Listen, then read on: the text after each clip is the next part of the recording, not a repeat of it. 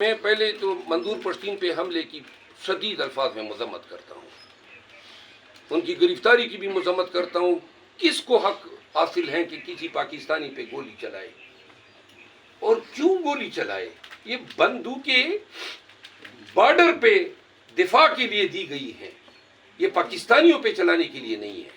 اگر پولیس نے چلائی ہے تو یہ ڈاکوؤں دہشت گردوں کے خلاف ریاست نے دی ہے، یہ پاکستانیوں پہ چلانے کے لیے نہیں۔ منظور پشتین کے ساتھ اس رویے کی مذمت کرتا ہوں،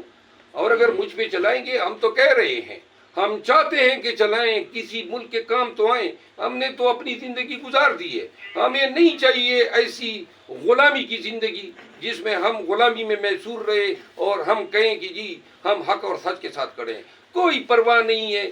ساری وہ کہتے ہیں نا، پشتو میں کہاوت ہے، جو اونٹ رکھتے ہیں وہ دروازے کھلے رکھتے ہیں۔ ہم سوچ سمجھ کے نکلے ہیں، ہمیں کوئی پرواہ ہی نہیں ہے، نہ ایف آئی آروں کی، نہ زندگی کی، نہ نقصان کی۔ اب ہم اس مقام پہ پہنچ چکے ہیں جہاں پہ صرف ہمیں قبر نظر آ رہی ہے، اور ان حالات میں قبر کی بات اس لیے کرتے ہیں کہ لوگوں کو قبروں میں پہنچایا جا رہا ہے۔ اچھا بروز صاحب، ماضی میں آپ کا فارم ہاؤس بھی گرایا گیا، اب آپ کو لائف تھریٹس بھی ہیں، خود کش حملے کے حوالے سے بھی آپ بتا چکے ہیں کہ آپ کو حکام بتاتے رہتے ہیں۔ اللہ نہ کرے آپ کے ساتھ کوئی ایسا حادثہ ہو جائے، کس کے اوپر الزام ٹھہرائیں گے؟ میرے ساتھ ہو جائے نا تو وہ میں تمام اینٹی پاکستانی لوگوں پہ الزام دور کر، میں پاکستان کے لیے کھڑا ہوں، کوئی میرا ذاتی ایجنڈا نہیں ہے، نہ مجھے کوئی وزیر بننا ہے، نہ مجھے کوئی شوق ہے، اور میں صرف خان صاحب کے اس کاز کے لیے لگا ہوں کہ پاکستان میں قانون کی حکمرانی ہو، یہ عدالت بے توقیر نہ ہو، یہی میری خواہش ہے۔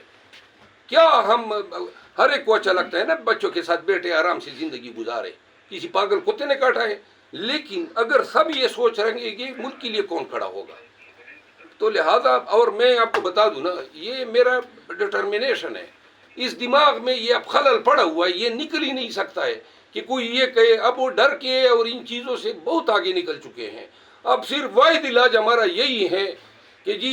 یہ ہمیں یا راستے سے صاف کر دے، ورنہ خدا کی قسم ہم اسی ڈائریکشن میں سیدھے چلتے جائیں گے۔ مروز صاحب، یہ بتائیے گا کہ آپ نے